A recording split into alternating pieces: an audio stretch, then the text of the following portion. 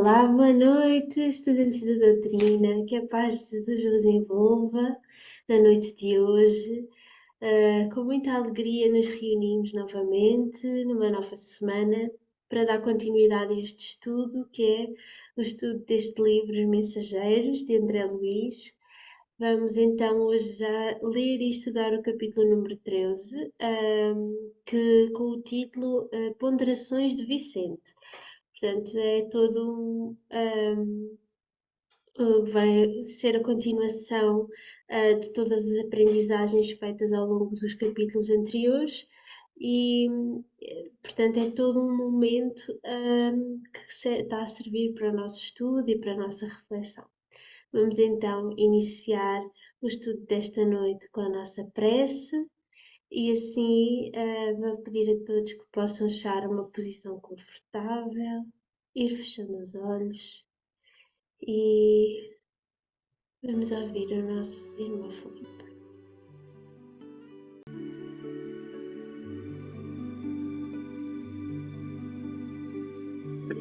Amado Mestre Jesus,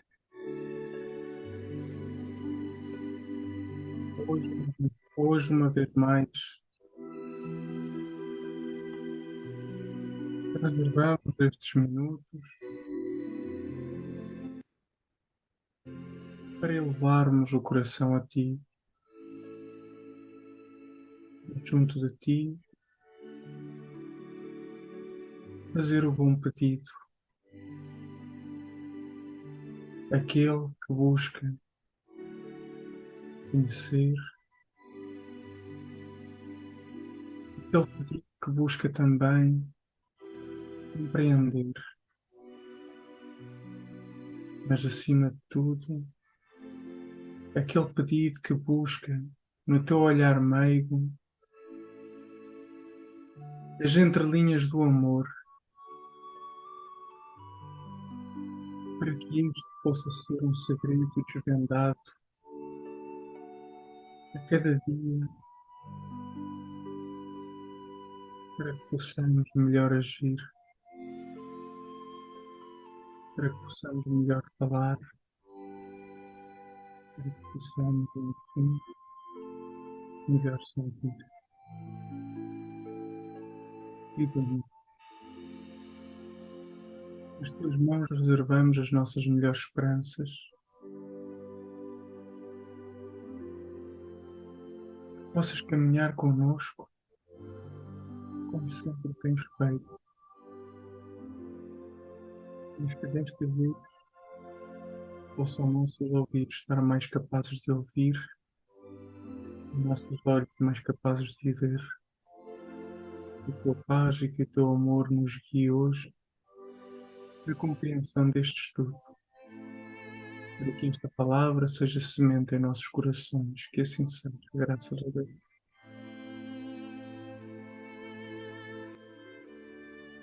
Que assim seja. Obrigada, Filipe. Vamos então passar à leitura do capítulo desta noite. Capítulo 13. Ponderações de Vicente. Não estava farto de lições, mas para o momento havia aprendido bastante. Impressionado com o que me fora dado observar, não insisti com Vicente para prolongar a nossa demora no centro de mensageiros. Deixando grandes grupos em conversação ativa, reconstituindo projetos e refazendo esperanças, segui o companheiro que me convidava a visitar os imensos jardins. Roseirais enormes balsamizavam a atmosfera leve e límpida. Sinto-me fortemente impressionado, murmurei. Quem diria pudessem caber tantas responsabilidades a essas criaturas? Não conheci pessoalmente nenhum médium ou doutrinador do espiritismo, justificando agora a minha surpresa.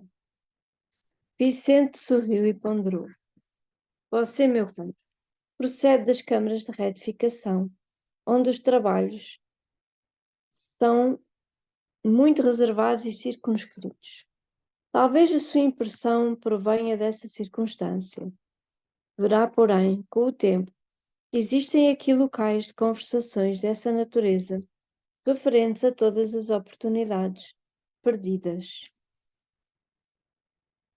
Já visitou alguma dependência do Ministério do Esclarecimento? Não. Localizam-se ali os enormes pavilhões das escolas maternais. São milhares de irmãs que comentam por lá as desventuras da maternidade fracassada, buscando reconstituir energias e caminhos. Ainda ali temos os centros de preparação à paternidade. Grandes massas de irmãos examinam o quadro de tarefas perdidas e recordam com lágrimas o passado de indiferença ao dever. Nesse mesmo ministério, temos a especialização médica, nobres profissionais da medicina que perderam santas oportunidades de elevação. Lá discutem os seus problemas. Nesse instante o interrompi, observando. Entretanto, somos médicos e não nos achamos lá. Sim, explicou Vicente bondoso.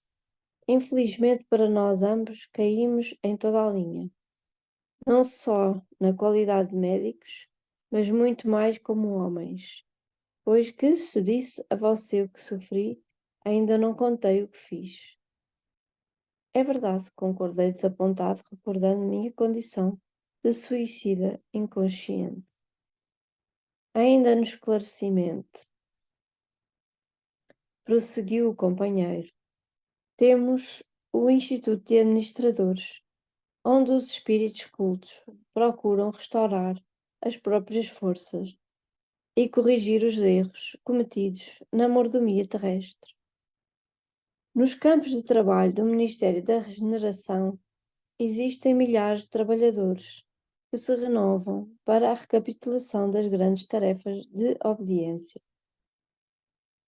Somos numerosos, continuou sorridente, os falidos nas missões terrestres, e note-se que todos os que hajam chegado a zonas como nosso lar devem ser levados à conta dos extremamente felizes.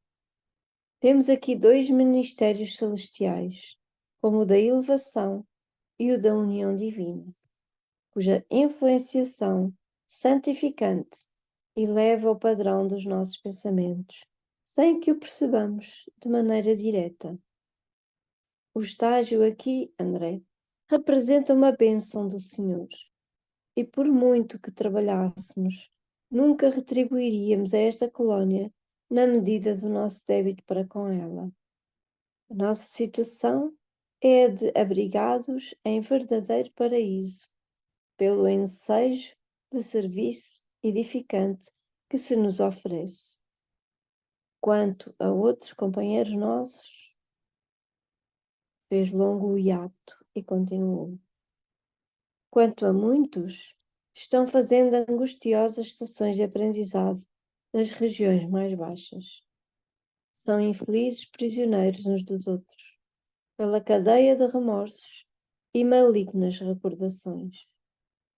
No que concerne à medicina, os colegas em bancarrota espiritual são inúmeros. A saúde humana é património divino e o médico é sacerdote dela.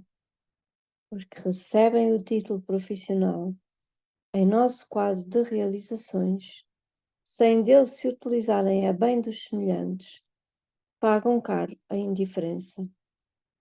Os que dele abusam são, por sua vez, situados no campo do crime. Jesus não foi somente o mestre, foi médico também. Deixou no mundo o padrão da cura para o reino de Deus. Ele proporcionava socorro ao corpo e ministrava fé à alma. Nós, porém, meu caro André, em muitos casos terrestres, nem sempre aliviamos o corpo e quase sempre matamos a fé. As palavras sensatas do amigo caíram na alma como raios de luz. Tudo era verdade. Tudo era a verdade, simples e bela. Ainda não pensara, de facto, em toda a grandeza do serviço divino de Jesus, médico. Ele expulsara febres malignas, curara leprosos e cegos de nascença, levantara paralíticos, mas nunca ficava apenas nisto. Reanimava os doentes, dava-lhes esperanças novas, convidava-os à compreensão da vida eterna. Engolfara-me em pensamentos grandiosos, quando o companheiro voltou a falar. Tenho um amigo, nosso colega de profissão, que se encontra nas zonas inferiores há alguns anos, atormentado por dois inimigos cruéis. Acontece que ele muito faliu, como homem e médico. Era cirurgião exímio, mas tão logo alcançou renome e respeito geral, impressionou-se com as aquisições monetárias e caiu desastradamente. Nos dias de grandes negócios financeiros, deslocava a mente das obrigações veneráveis, colocando-a distante na esfera dos banqueiros comuns. Não fosse a proteção espiritual, essa atitude teria comprometido oportunidades vitais de muita gente. A colaboração do pobre amigo tornara-se quase nula, e alguns desencarnados, nas intervenções cirúrgicas que ele praticava, notando-lhe a irresponsabilidade, atribuíram-lhe a causa da morte física, quando não a esperavam, botando-lhe ódio terrível. Amigos do operador prestaram esclarecimentos justos a muitos. Entretanto, dois deles, mais ignorantes e maldosos, perseveraram na estranha atitude e o esperaram no limiar do sepulcro. Horrível! Exclamou.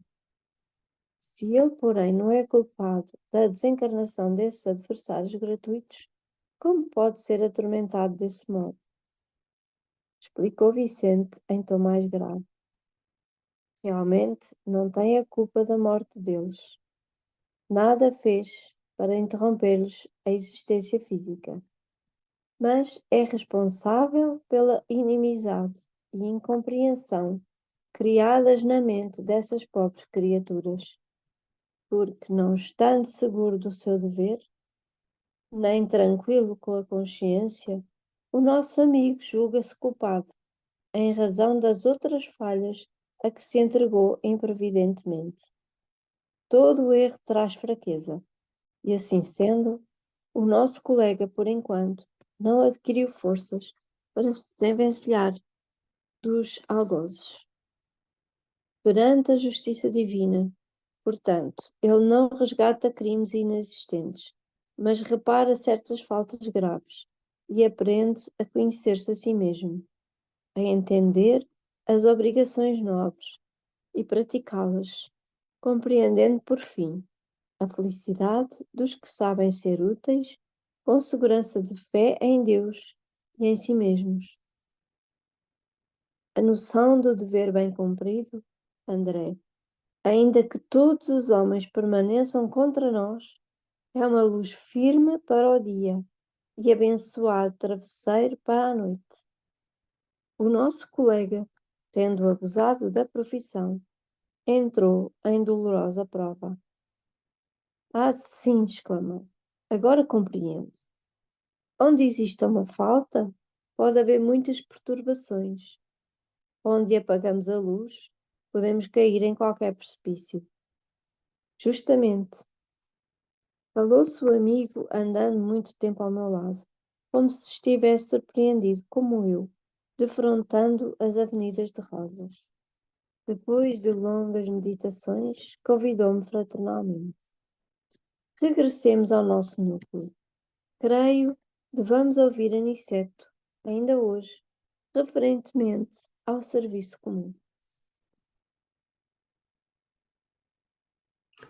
E termina assim o nosso capítulo desta noite. Obrigada, mãe, pela leitura. André Luís sempre a trazer grandes novidades para nós, não é? Às vezes coisas tão simples que nós nem nos apercebemos da grandiosidade da, da repercussão de acontecimentos que podem ter. Vamos então partilhar os slides desta noite e pronto. Passo-te a palavra, Filipe, e Dona Maria, já que vai ser a anfitriã da noite de hoje, pode guiar o nosso estudo. Então, vamos lá. Podes passar. Hoje temos aqui um caso diferente. Já não estamos a falar como temos vindo, caso a caso, e já é quase como um resumo final do caso, do último caso exposto. Então, hoje vamos, vamos explorar três coisas, ou vamos começar, são duas coisas que são interessantes de explorar, que estão nas entrelinhas dos livros, deste capítulo, e que nos saltaram a atenção para explorarmos. Primeiro, ele está a comentar como é que é o nosso lar e fala do pavilhão das escolas maternais e dos centros de preparação à paternidade. Nós não sabemos se é isso, não está explícito no capítulo, mas isto inspira-nos a tratar de um assunto que é, nós fomos durante estas semanas vendo muitos motivos de quedas de nossos irmãos que não conseguiram encarar a reencarnação ou nos deveres que essa missão lhes trazia. E muitas das vezes essa responsabilidade e essa força é ganha no lar. E esta é a primeira parte do nosso estudo.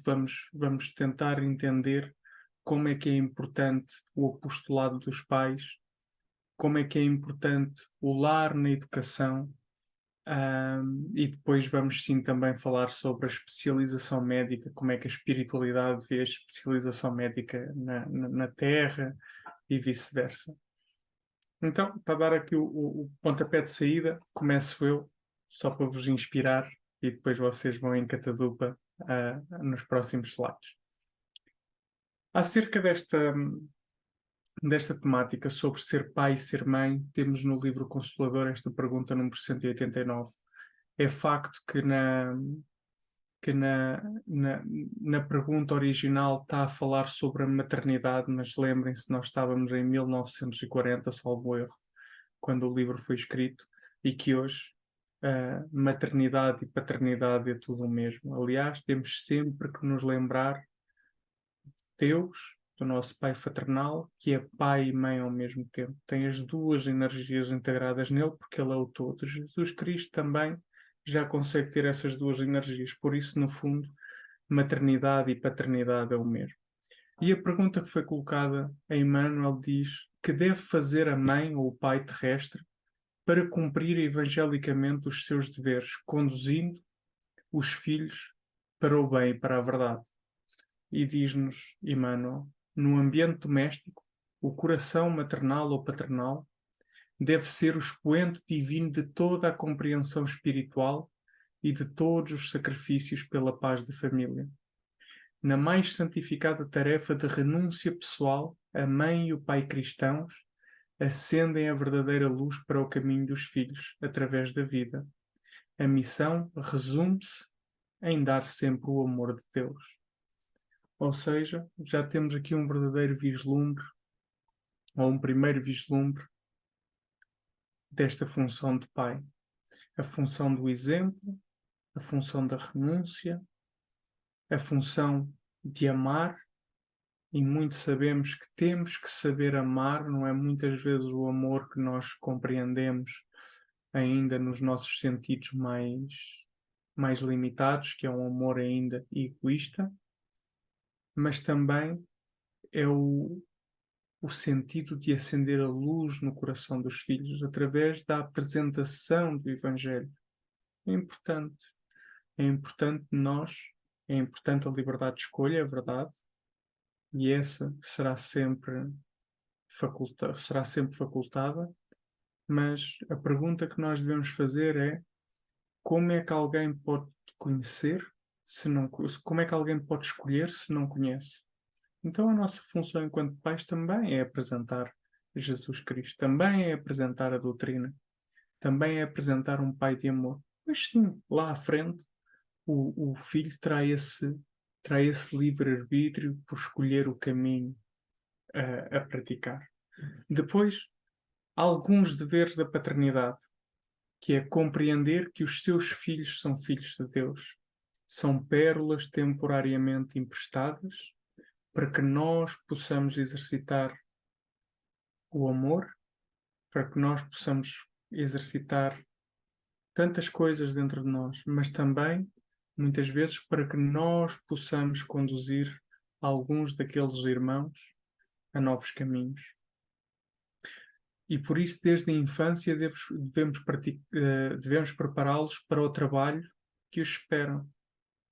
Ensinar que todo o trabalho edificante é divino. Ensinar também que toda a dor é respeitável. Não devemos desejar que os nossos filhos sofram, até porque é uma dor muito grande aos nossos corações. Mas também não devemos evitar o contacto deles com a dor, porque senão estaremos a preparar irmãos que serão imaturos do ponto de vista espiritual, que serão irmãos que tendencialmente vão desistir ao primeiro impacto. Devemos ensinar que todo o desperdício é falta grave. Não devemos dar razão a qualquer queixa dos nossos filhos sem exames apaixonados. Ou seja, devemos sempre tentar perceber todas as situações que acontecem antes de tomarmos partido ou estarmos contra os nossos filhos. Enfim, os pais devem buscar na mãe de Jesus e no Evangelho o símbolo das virtudes cristãs, transmitindo aos que os cercam os dons sublimes da humildade e da perseverança, sem qualquer preocupação pelas glórias efêmeras da vida material. Estas duas palavras, vamos voltar a repeti-las porque elas são muito importantes. Humildade e perseverança. Não é? Se os nossos filhos forem humildes no mundo, não é? Há de ser um mundo muito mais pacífico. E a perseverança. Lembremos-nos como termina aquela passagem de Mateus, no capítulo 24, que diz que Jesus Cristo diz: vão ouvir falar de muitas coisas, mas aquele que perseverar até ao fim não perderá o seu galardão. Então, neste caminho de evolução espiritual e de encontro connosco mesmos, a perseverança é uma companheira que nos dará o ritmo de caminhar lento, mas caminhar todos os dias, passo a passo. E passo, Madalena. Ok. Quem é que quer ler a pergunta? Ainda dentro das responsabilidades da maternidade e da paternidade. Eu posso ler. Então, a pergunta número 110. Qual a melhor escola de preparação das almas reencarnadas na Terra? A melhor escola ainda é o lar, onde a criatura deve receber as bases do sentimento e do caráter. Os estabelecimentos de ensino propriamente do mundo podem instruir, mas só o Instituto da Família pode educar. É por essa razão que a universidade poderá fazer o cidadão, mas somente o lar pode edificar o homem. Na sua grandiosa tarefa de cristianização, essa é a profunda finalidade do Espiritismo evangélico, no sentido de iluminar a consciência da criatura, a fim de que o lar se refaça e novo ciclo de progresso espiritual se traduza entre os homens, em lares cristãos, para a nova era da humanidade. Ok. Obrigado, Madalena. E nós temos um exercício que vai um bocadinho ao encontro da pergunta que vem já a seguir, como nota, como resumo de tudo o que acabaste de ler, que é o exercício do Evangelho do Lar que nós todos somos recomendados a fazer pelo menos uma vez na semana, que é um momento para quem tem filhos que deve ser vivido não por obrigação, mas sim um momento de partilha em que muitas vezes nos sentamos e antes de começar uma oração pura e simples, fazemos o que muitas vezes nós podemos fazer, como nós fazemos na casa, em que vem uma tertúlia, e aqui podemos falar dos problemas diários, podemos falar das preocupações que vão em cada um, e temos ali um momento de partilha, e em que depois, sim, vem o Evangelho no lar a colmatar todas as dúvidas da nossa discussão, a apacentar todos os nossos medos ou todas as nossas preocupações. Então, este é um primeiro passo da educação cristã em casa. Não é o único, é verdade. Esse ato é, é diário, porque ele tem que construir, ele tem que, como diz ali no segundo parágrafo, ele tem que edificar o homem, não é? Ele não é para criar o cidadão, é para edificar o homem, é diário, mas este momento do Evangelho no lar é um momento muito importante para que possamos fazer esta, esta edificação. Se puderes ler a última pergunta e a última resposta. Ok. Qual a base mais elevada para os métodos de educação? As noções do Evangelho, juntamente com a exemplificação dos mais altos deveres da vida, constituem a base de toda a educação no Sagrado Instituto da Família. Obrigado. É isto mesmo. A Madalena esclareceu-nos melhor ao dizer que primeiro apresentar o Evangelho, não é? E depois a exemplificação. Se a palavra que tem nos acompanhado nestes últimos estudos é a palavra da exemplificação, porque ela tem um vínculo tão maior do que a própria palavra. A palavra, muitas vezes, num ato de fúria, dizemos coisas que não queremos dizer, num ato de parecer bem, dizemos coisas que nós não as sentimos, mas o nosso exemplo fala sempre aquilo que nós somos. Porque quando nós nos distraímos, é o nosso exemplo que fala por nós. E os nossos filhos, aquelas pérolazinhas pequenininhas, mas tão preciosas que Deus coloca nos nossos lares, eles absorvem tudo, tudo, tudo quanto nós fazemos. Nós que já fomos filhos sabemos identificar isso, que muitas vezes, principalmente na primeira primavera da vida em que somos mais novos, somos uma esponja daquilo que os nossos pais dizem e fazem, mas também quem já tem filhos consegue perceber que a dado momento o exemplo, aquilo que são as nossas ações, os nossos filhos tornam-se muitas vezes muito parecidos àquilo que nós fazemos. Então, daí vem a responsabilidade e daí Emmanuel traz-nos estes dois, apresentar o Evangelho e exemplificar através dos mais altos deveres da vida. É a pergunta 102. Como renova os processos de educação para a melhoria do mundo? O Evangelho no lar. As escolas instrutivas do planeta poderão renovar sempre os seus métodos pedagógicos com esses ou aqueles processos novos de conformidade com a psicologia infantil. Mas a escola educativa do lar só possui uma fonte de renovação, que é o Evangelho. É um só modelo do Mestre, que é a personalidade excelsa do Cristo. E aqui vemos isso. Desde a Idade Média até os dias de hoje, muitos foram os métodos empregados de educação, não é? Uns mais rigorosos, outros mais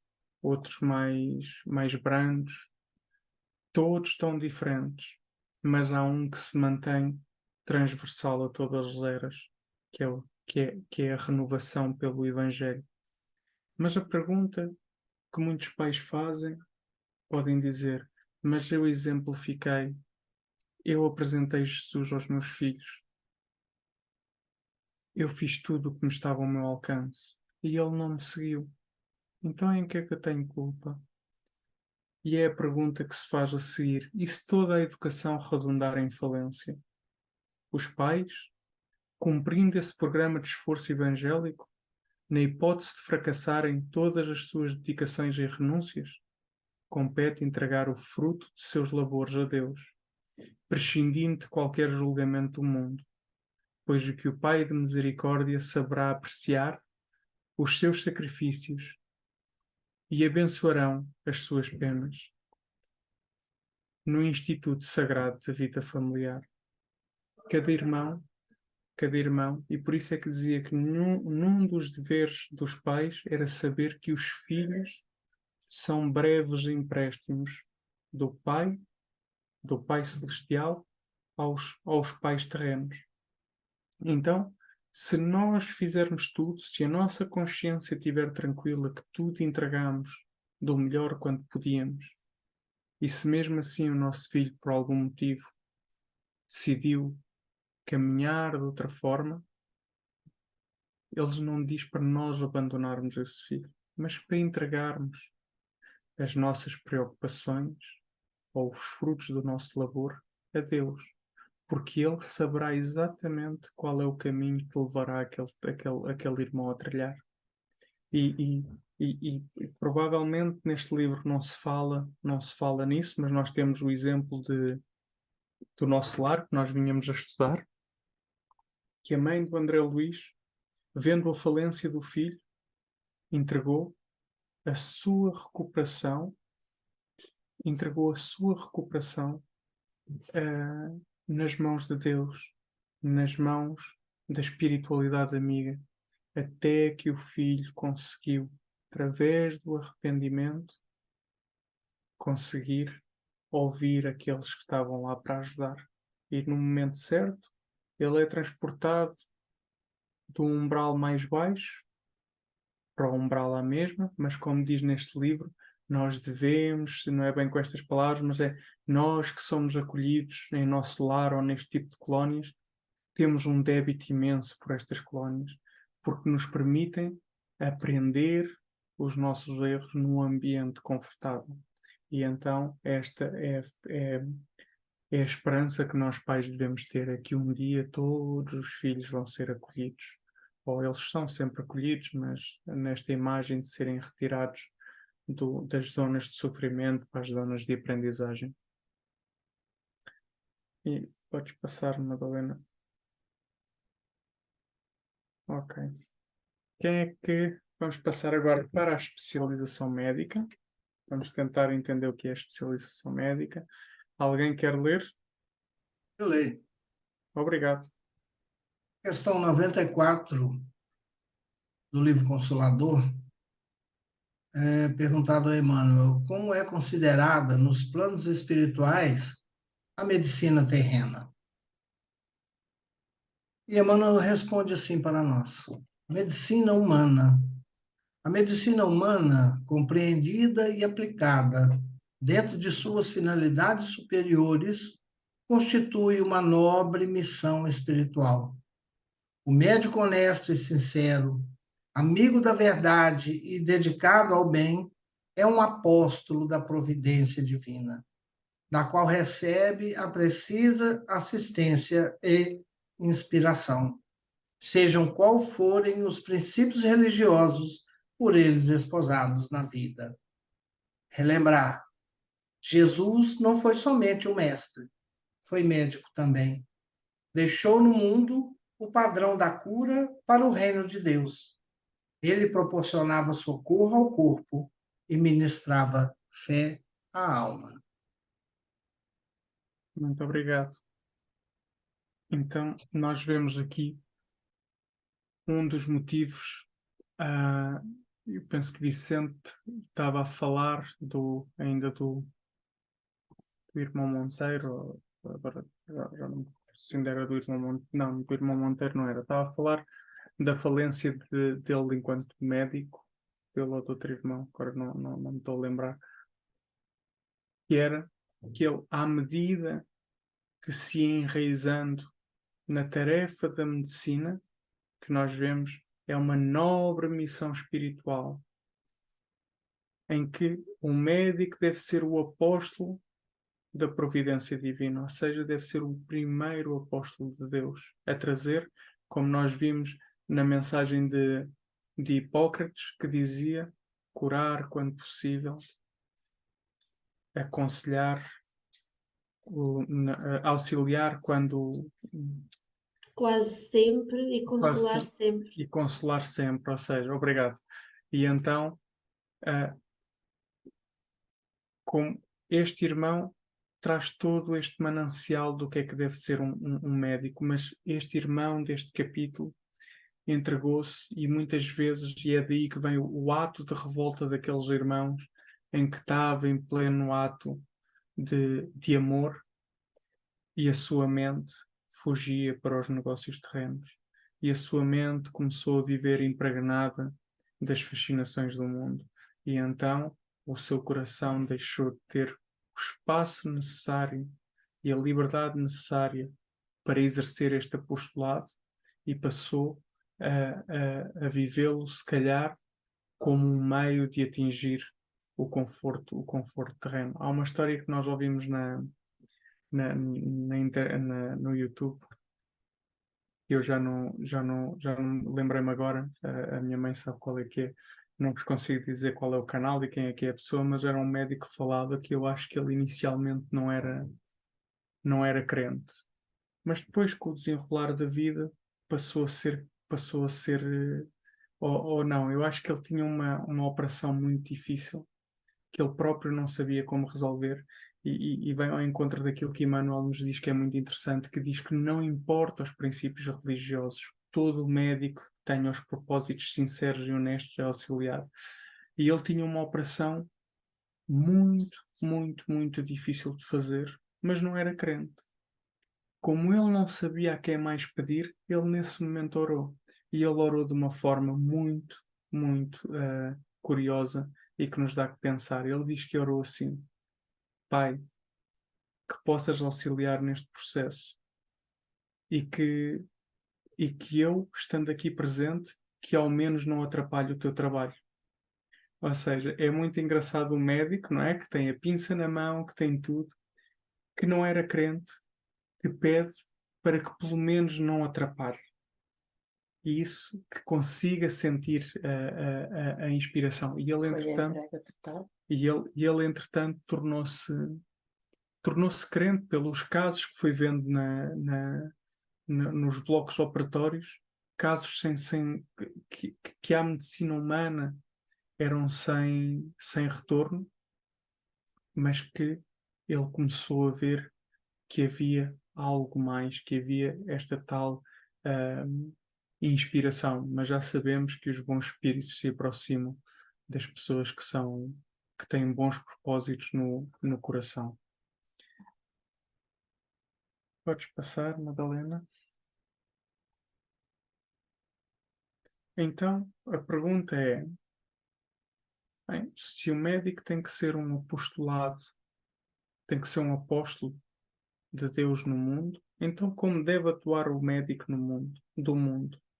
E a resposta de Emmanuel, também no livro Consolador, diz-nos que o médico do mundo é compelido a esquecer os títulos académicos para ser um dos mais legítimos missionários daquele médico das almas que curou os cegos e os leprosos, os tristes e os endemoniados, explicando o amor e a humildade, na entrosagem de todos os serviços pelo bem dos semelhantes. É aqui que nós vemos, não é? Como dizia lá no capítulo, dizia que Jesus não só curava o corpo, ao contrário dos médicos da Terra que muitas vezes só olham para a cura do corpo, ele trazia fé ao coração. E era nesse ato de trazer fé ao coração que havia a cura do espírito, o verdadeiro princípio de todos os males do corpo. Então, e como é que deve ser encarado um hospital? Como é que um hospital deve ser? Diz-nos Emmanuel. Olhem que começamos este estudo a falar de lar e diz-nos Emmanuel que um hospital deve ser um lar de Jesus, cujos processos de tratamento tenham vivos os princípios do espiritismo evangélico.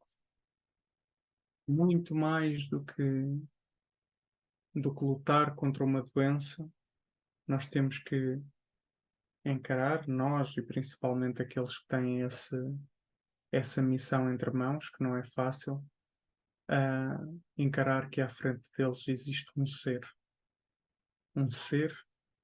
que é filho de Deus, que tem as suas angústias, que tem as suas virtudes e que precisa de compreender o que é que passa no momento. E passo, e vamos fazer agora a nossa reflexão, se não me engano. Cá chegamos. Bem, aí do lado esquerdo, eu resumi mais ou menos que ele descreve sucintamente no capítulo sobre o que é uma colónia, não é? Uma colónia que tem divisões administrativas, cada uma com a sua função, e que ele ainda parte isto em quase dois planos, não é? Aquelas divisões que tratam de planos mais materialistas, de problemas mais corriqueiros, se assim podemos utilizar a expressão, e outros planos, em menor número, que são mais elevados. Então agora, abrindo os microfones, o que é que vamos perguntar? Vai ser o género de porque a Jaque também partilhava isto no estudo do nosso lar, o que é que era uma colónia espiritual. Vamos fazer aqui uma revisão do que é que cada um entende que é uma colónia espiritual, quais é que são as suas funções, e deixamos aqui uma pergunta: se a Terra também é ela uma colónia espiritual? Porque muitos de nós ouvimos falar das colónias espirituais, e parece que queremos rapidamente ir para lá porque parece que é muito melhor. Mas será que a Terra também não é uma colónia espiritual? Vamos ver o que é que cada um tem a dizer sobre este assunto. Eu posso começar porque é um tema que eu estou expectante em ouvir, porque também quero aprender. Bem, daquilo que me é dado a compreender sobre uma colónia espiritual, bem, primeiro que tudo é um sítio. Aonde? Bem, acho que ele é transversal a tantos planos. Ele pode existir no plano espiritual, no plano material, e por aqui eu já digo que, se olhar às palavras do Cristo, que nos acolheu, órfãos, e disse: eu vou-vos reunir e vou-vos preparar a morada para que vocês, entre aspas, não é estas palavras, mas que se possam expressar, então a Terra, a meu ver, também é uma colónia espiritual. Uma colónia espiritual de irmãos que estão num estágio de evolução, de expiação e prova, e que aqui encontram as oportunidades de aprender. E não precisamos de ir longe.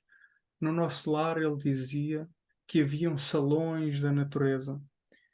Aqui nós falamos que há irmãos que falam das boas conversações. Um jardim que nós temos nesta terra é um salão da natureza. As nossas reuniões do centro e de outros centros são boas palestras que nós temos lá muitas vezes, em que nós entramos sem saber qual é que é o assunto abordado, mas passamos ali uma infinidade de tempos e saímos de lá bem mais enriquecidos do que ao que entramos. E acima de tudo são locais criados por mentes amorosas com o objetivo de acolher irmãos falidos. E as colónias também, do que me é dado a entender pela literatura espírita, elas também vão evoluindo, elas não são estagnadas dentro do mesmo padrão. Eu lembro-me de ler no livro Estrela de Luz, em que Jesus Cristo criou a colónia Casa do Pai, cuja função era receber os mártires do cristianismo primitivo, aqueles que eram imolados nas praças e nas cruzes, e que servia para acolher estes irmãos, mas que ela, ao longo dos tempos, se ia afastando da Terra no sentido de evolução espiritual e criando um sítio cada vez mais próximo, se quisermos ter em termos de comparação, àquilo que é o paraíso. Nós também vimos isso no livro Nosso Lar, quando o ministro impõe novas regras de não haver o contrabando dos fluidos da carne, dos fluidos das bebidas exóticas, ele, no fundo, está a dar um passo gradual também na evolução do que é aquela colónia, em que está mais próxima. Eu não me recordo do livro, estava-me a tentar lembrar, mas há também um nesta coletânea de André Luiz que fala de uma colónia que é colocada exatamente no umbral mais pesado, é vista como uma casa de primeiros socorros, em que os irmãos recolhidos ali são entregues, recebem os primeiros tratamentos para depois sim serem recambiados para, para um, se quisermos, em termos de imagem, ou pelo menos aquilo que foi o que eu interpretei, um hospital. O primeiro seria quase um centro de saúde, o primeiro tratamento, e depois temos, sim, já numa colónia mais composta de um hospital. Acima de tudo, é isto que eu vejo. É um local em que vamos ser recebidos. Aliás, e peço a vossa confirmação se esta ideia que eu vou transmitir está certa ou não, ainda pelo umbral mais denso, uh, também existem, aquilo também são colónias, só que em vez de serem governadas por mentes que estão orientadas pelos valores mais altos da vida, o amor, a caridade, ainda estão arraigados naquilo que é a vingança, que é o egoísmo, mas não deixam de também ser colónias, e passe. Bem, eu posso tentar aqui também falar um pouquinho sobre este tema que são colónias espirituais. No meu entender, são locais, para já, acho eu, bastante mais bem organizados do que nós aqui, ou pelo menos com líderes bastante focados na espiritualidade e no ensino e no trabalho para o bem, não é? Para o bem comum, essencialmente. Portanto, são bastante mais esclarecidos nesse sentido. Logo, bastante mais ativos no trabalho do bem, no trabalho com Jesus, sendo esse o objetivo fundamental, não é? Das colónias, que é o trabalho com Jesus, na edificação do homem. Não, não só na educação, mas também no tratamento, porque ali chegam irmãos completamente desequilibrados, não é? Mas que já têm o merecimento de estar numa colónia. Estou a falar das colónias espirituais do género Nosso Lar, que há muitas, em que acolhem os irmãos desencarnados. Será a Terra uma colónia? Nós poderíamos querer ou ter essa.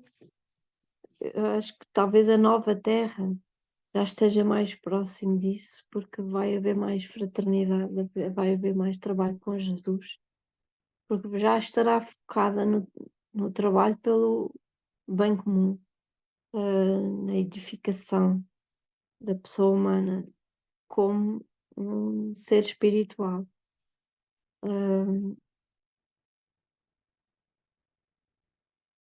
Que é mais nesse sentido. Não sei. Mais alguém tenha mais alguma coisa Acho que a Terra, podemos considerar a Terra como uma colónia, na medida que estamos aqui para aprender e para expiar as nossas faltas, não é? Então é como se fosse digamos, um local de cura, quase. Como as colónias espirituais que existem, são como hospitais, não é? Locais onde os espíritos são ajudados a estarem equilibrados e a curarem-se de certas, não posso dizer doenças, né? Mas não sei explicar bem. Está tudo aqui dentro, mas não sei me explicar bem. Pronto, penso que a Terra poderá ser, pode ser considerada uma colónia, sim. De fato. Boa noite, meus amigos. Que a paz de Jesus permaneça em nossos corações, hoje, agora e sempre. É sempre um motivo de alegria estar aqui com vocês. Vamos falar um pouquinho da história, um pouquinho só para não se alongar muito, das primeiras notícias que nós tivemos das colônias espirituais. Foi em 1932, através de Caibar Schutel, no livro A Vida no Outro Mundo, que se assemelha muito ao livro Nosso Lar, embora tenha sido editado alguns anos antes, né? Mas o que importa é que a notícia que nos foi trazida da espiritualidade, de que nós não estaremos nunca desamparados, fazendo assim prevalecer as afirmativas de Jesus, que estaria conosco até o final dos tempos, até o final de tudo. A Terra, inicialmente, foi criada com a permissão de Deus e pela vontade sublime do Cristo Jesus que nos governa, para ser um local de acolhimento. E as colônias nada mais são do que os locais de acolhimento em várias dimensões das nossas vibrações.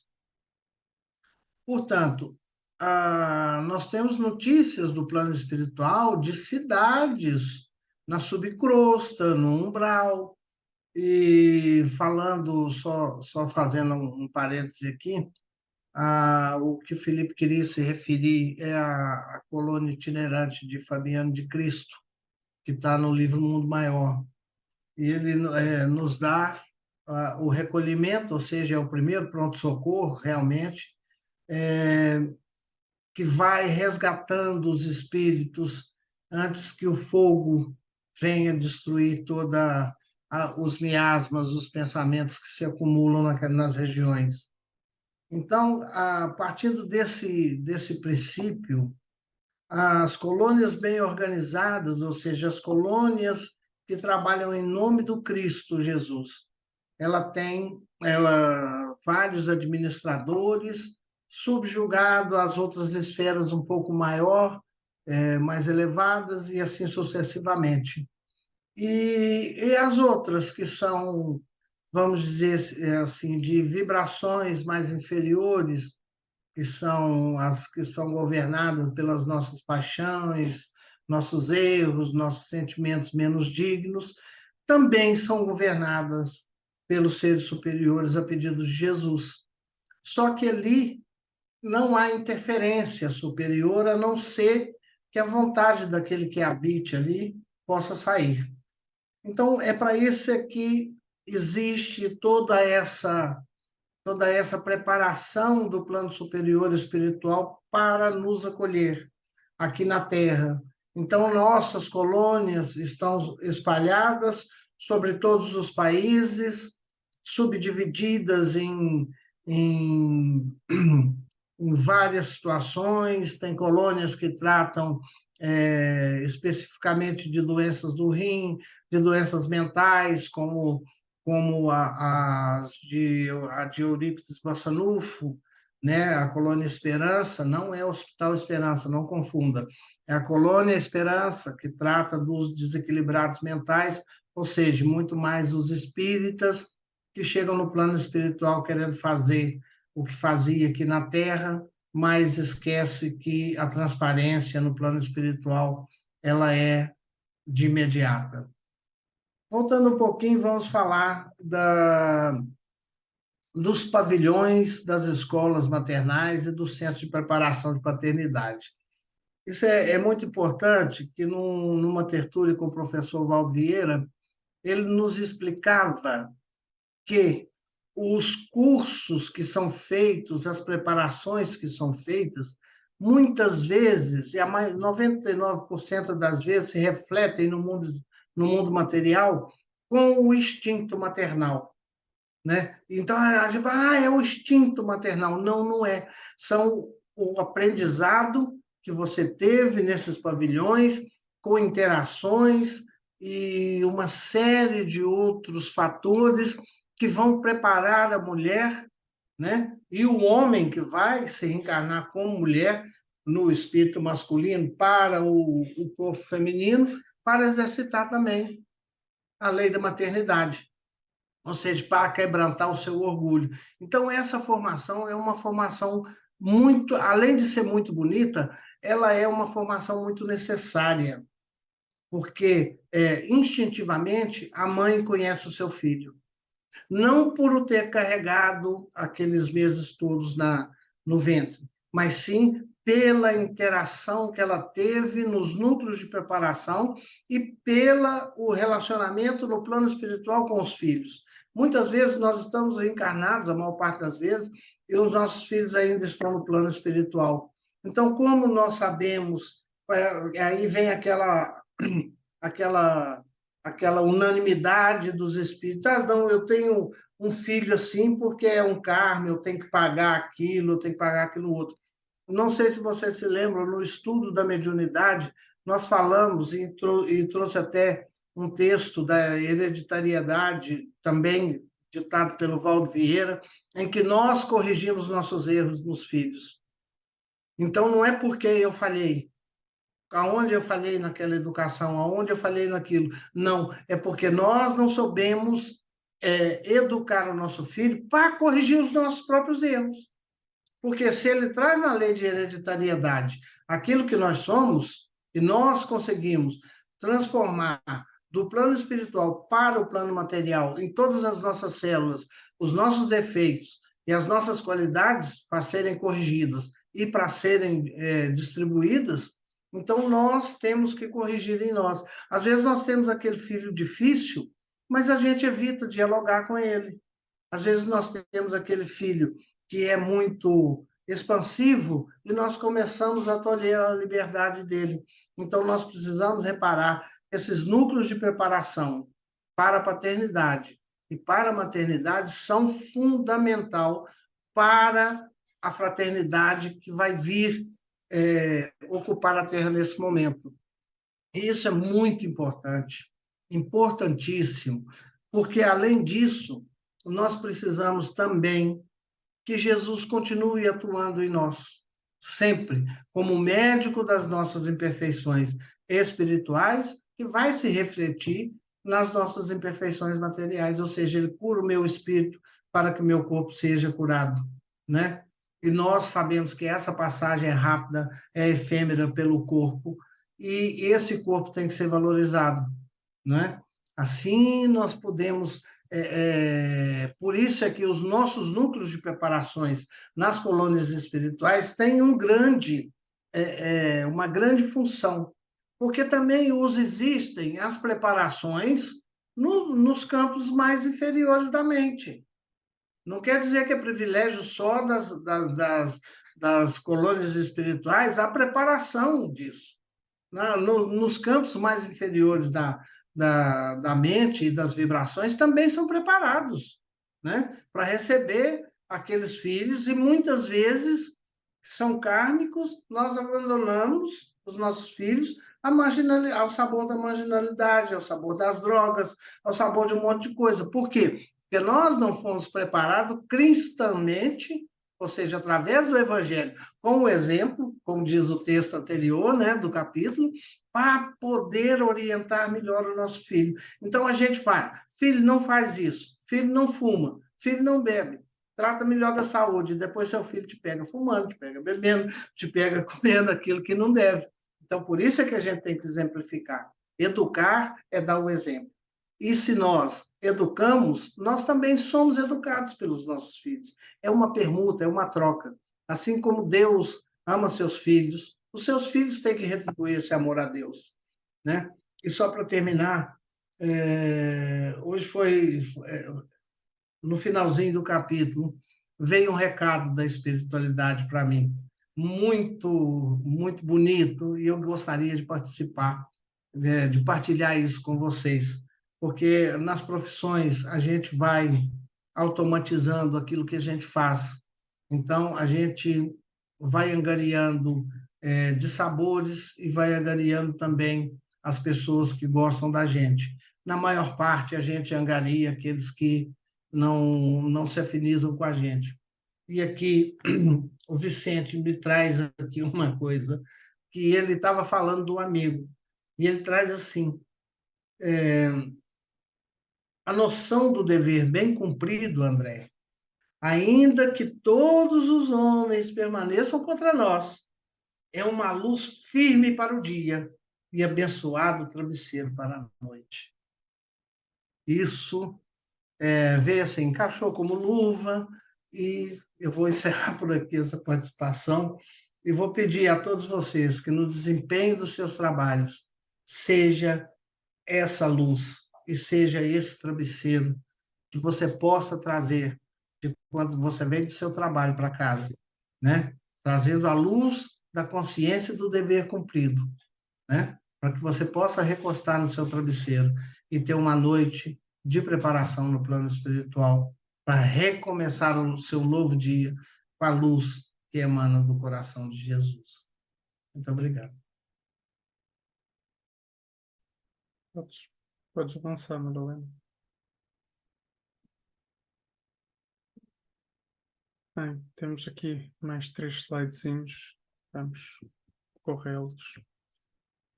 Eu posso começar para vos dar energia. E já vimos muita coisa no capítulo e agora vamos ver as consequências do desencarne, não é? Em que no livro nos é dito que, quanto a muitos, estão fazendo angustiosas estações de aprendizado nas regiões mais baixas. São infelizes, prisioneiros uns dos outros, pela cadeia de remorso e malignas recordações. Que são aqueles que ainda não conseguindo o arrependimento, ainda estão naquelas colónias, como dizia o Robson, de vibrações mais baixas. E no livro Consolador, a pergunta não é bem assim, mas o que espera o homem desencarnado? E diz-nos Emmanuel, a morte não apresenta perturbações à consciência reta e ao coração amante da verdade e do amor dos que viveram na Terra tão somente para cultivo da prática do bem, nas suas variadas formas e dentro das mais diversas crenças. Bem, engraçado que a última frase que o Robson dá como exemplo, não é? É exatamente o que Emmanuel nos diz aqui, não é? Que a morte não apresenta perturbações à consciência reta e ao coração que viveu a verdade e o amor, que é o tal, a luz do dia para nos iluminar e o travesseiro da noite para nos aconselhar e sossegar. Mas tratando-se de criaturas apaixonadas e viciosas, a sua mente reencontrará as obsessões de materialidade, quais as do dinheiro, do álcool, entre outras. Obsessões que se tornam o seu martírio moral de cada hora, nas esferas mais próximas da Terra. E não sei se recordam, mas no estudo da mediunidade também nos foi trazido o livro, eu não me lembro do nome, mas lembro-me do capítulo, era o capítulo número 18, a história do avô de André Luís, não é? Em que ele em que ele olhava, eu até acho que aqui há 2 estudos atrás, a Madalena também referiu este caso, mas em que ele olhava à sua volta e só via moedas, moedas e moedas. E tudo, e toda a sua mente vivia mergulhada nessa paixão terrena. Ia dizer alguma coisa, Robson? E agora Emmanuel ainda vai mais longe e dizer-nos que daí a necessidade de encararmos todas as nossas atividades do mundo como a tarefa de preparação para a vida espiritual, sendo indispensável à nossa felicidade, além do sepulcro, que tenhamos o coração sempre puro. Bem, aqui o Robson, na parte final, anteveu todo este slide. Pois, é uma verdade, é uma verdade. A boca do Robson anteveu, inspirado por uma mente bem mais caridosa do que nós, também é uma verdade. E seguindo, bem, ali a pergunta ficou repetida, não era bem esta, já não me recordo qual é que era. Mas no fundo vamos falar sobre culpa e perdão. Diz-nos o irmão no livro que, mas é responsável pela inimizade e incompreensão criadas na mente dessas pobres criaturas, porque não estando seguro do seu dever, nem tranquilo com a consciência, o nosso amigo julga-se culpado, em razão das outras falhas a que se entregou imprevidentemente. Todo o erro traz fraqueza, e assim sendo, o nosso colega, por enquanto, não adquiriu forças para se desvencilhar dos algozes. E sobre esta fraqueza, sobre esta culpa, sobre o perdão, diz-nos Emmanuel também no livro Consolador. Depois, se quiserem ver as perguntas, é a questão número 148 e 150. Se alguém partiu odiando, e se o desafeto faz questão de cultivar os germes da antipatia e das lembranças cruéis, vamos só fazer aqui um parênteses. Isto é quase como se costuma dizer, para haver uma relação é preciso 2 quererem. E aqui é exatamente. Há o que parte a odiar, mas há aquele que cultiva os germes da antipatia e das lembranças cruéis. Que neste texto é aquilo que nos diz que ele julga-se culpado em razão de outras falhas. Ele abriu a porta na sua mente para criar ali uma erva de aninha. É mais natural que no plano invisível perseverem os elementos da aversão, em obediência às leis da reciprocidade, depreendendo-se daí a necessidade do perdão com o inteiro esquecimento do mal, a fim de que a fraternidade pura se manifeste através da oração e da vigilância, convertendo o ódio em amor e piedade, com os exemplos mais santos no Evangelho de Jesus. Se nós repararmos bem no que diz no capítulo, não eram só estes 2 irmãos que tinham alguma coisa contra este irmão, eram mais, mas houve uma parte deles que conseguiram perdoar e utilizar esta matemática deixada pelo Jesus, que nós chamamos aqui de matemática do amor, não é? Que se nós multiplicarmos 70 vezes 7, não é? 70 vezes a vontade de perdoar, não é? E aqui a 70 quer dizer infinitas vezes, quantas vezes necessário, nós vamos invariavelmente chegar ao coeficiente do perdão. E isto é o único, entre uma disputa, é o único trabalho que nós podemos fazer. Perdoar com o esquecimento verdadeiro do mal. É isso que Emmanuel nos pede. Se ninguém quiser acrescentar, podemos passar.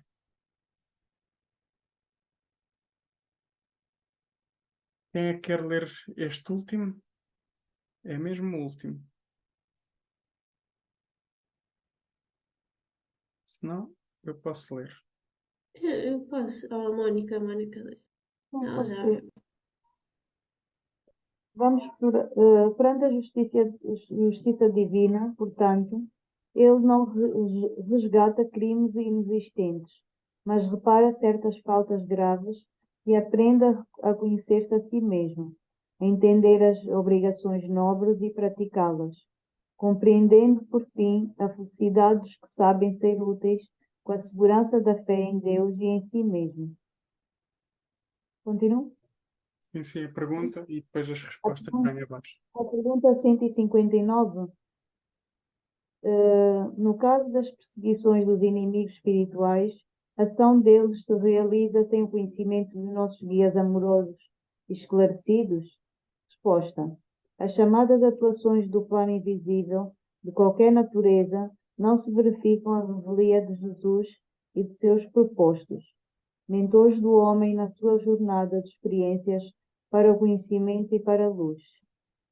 As perseguições do inimigo invisível têm um limite e não afetam seu objeto, senão na falta de sua necessidade própria, porquanto, sob os olhos amoráveis dos vossos guias do plano superior.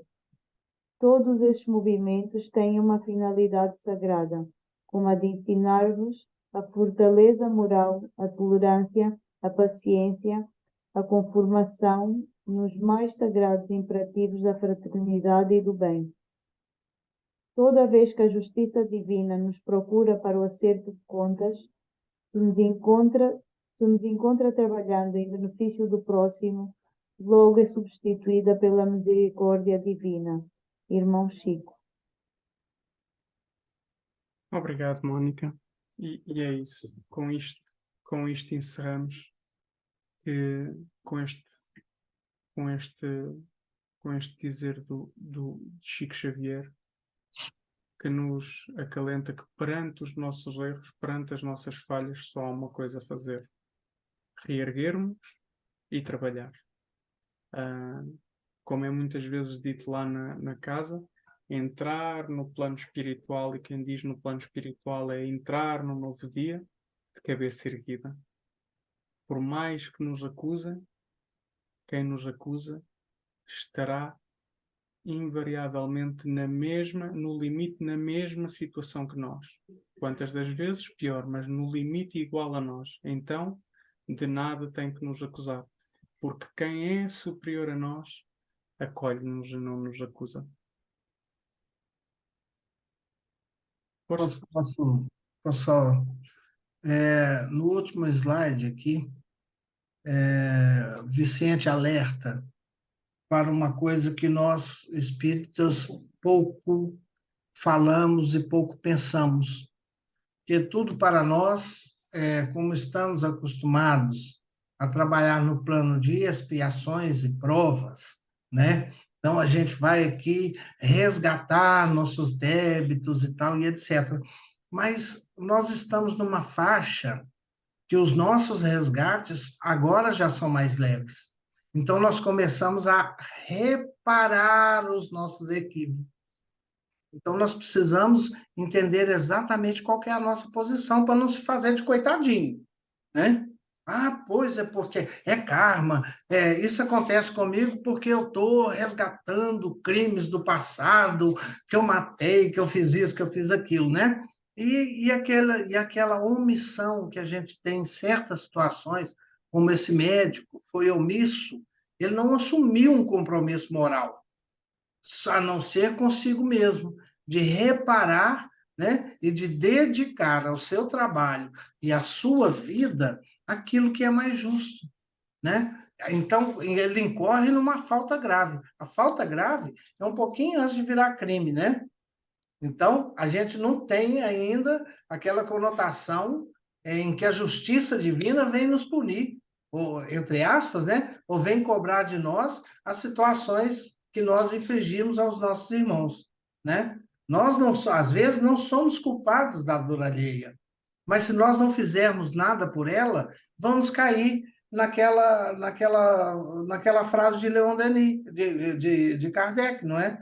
A falta do exercício do bem é o mal que você pratica, né? Então, vamos reparar nisso, porque às vezes a gente acha, eu estou sofrendo porque eu estou resgatando meus débitos, né? Resgatar débito é um Jerônimo Mendonça, entendeu? São espíritos dessa qualidade. Nós ainda não temos essa capacidade toda. Mas, então, nós começamos a reparar as nossas vidas para quê? Para que a gente se obrigue a olhar para nós e conhecermos nós mesmos, né? É só chamar essa atenção aí, para a gente ver e raciocinar que entre resgatar crimes figadais e amarrar em nós inimigos que vão nos perseguir, nós também temos que reparar nas nossas faltas graves, né? E a falta grave, às vezes, é aquele olhar, é aquele sorriso que você não dá para aquele nosso irmão que necessita tanto. Eu só queria acrescentar aqui um ponto que o capítulo fala também,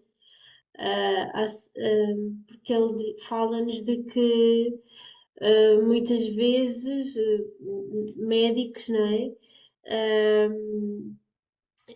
Para além de podem não matar a pessoa, mas matam a fé. Não é preciso sermos médicos para fazer isso. Nós, muitas vezes, nos nossos comentários infelizes ou conselhos infelizes para situações que outras pessoas estejam a viver, acabamos por matar a fé. Então, e isso acaba por ser também não um crime, talvez, mas uma falta grave. E que, então, também tenhamos atenção com isso, não matar a fé. E pronto, é só esse, é só esse reparozinho que achei que era importante ressaltar aqui deste capítulo. E pronto, quero agradecer a todos pela organização deste estudo, pela preparação, pela participação. Agradecer à espiritualidade que mais uma vez nos inspirou e nos uniu e nos permitiu estar aqui novamente reunidos, e é sempre pedir a Jesus que continue a permitir que possamos continuar a reunir-nos para estudar e para aprender e para compreender melhor aquilo que o seu amor nos vem ensinar. Vamos então terminar e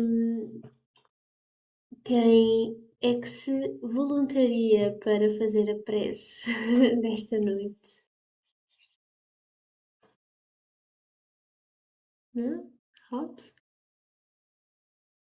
Você faz? Posso fazer?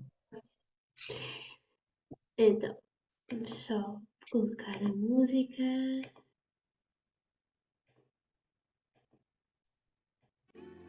Tá?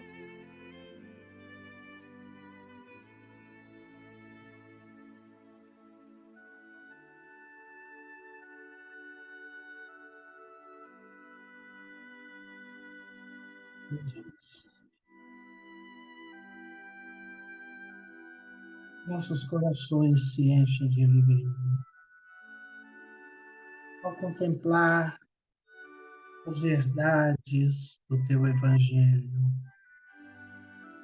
imperfeitos e falíveis que somos. Ainda temos muito que fazer. Temos muito que aprender. Temos muito que dar de nós mesmos para todos aqueles que nos acompanham nos movimentos dessa vida. Nosso futuro está traçado pelo nosso amor. Quanto mais aprendemos a amar, mais felizes somos. E o amor sem a instrução não nos vai dizer muita coisa, mas temos que compreender a lei que Deus, nosso Pai, gravou no fundo da nossa consciência. Estenda a sua proteção, Senhor, a todos os necessitados desse globo, nas suas diversas dimensões. Estenda a todos os lares as bênçãos de paz e harmonia. Que nós possamos olhar em frente e ver o sorriso maravilhoso que Jesus nos dedica. Obrigado, Senhor, por nos reunir em Teu Evangelho.